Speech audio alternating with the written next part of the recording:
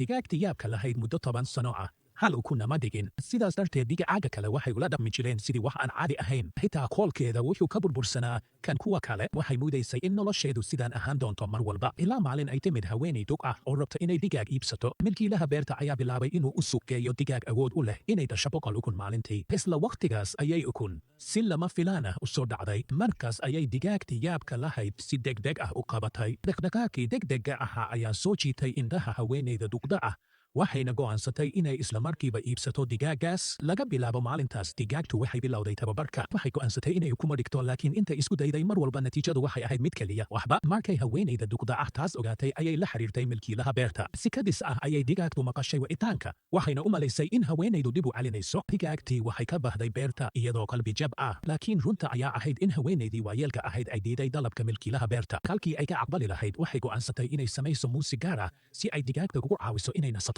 waxay mashquulsanayd maalintii oo dhan mana aysan garan in digaagtu maqan tahay ilaa fiidkii digaagtii iyaduna way timid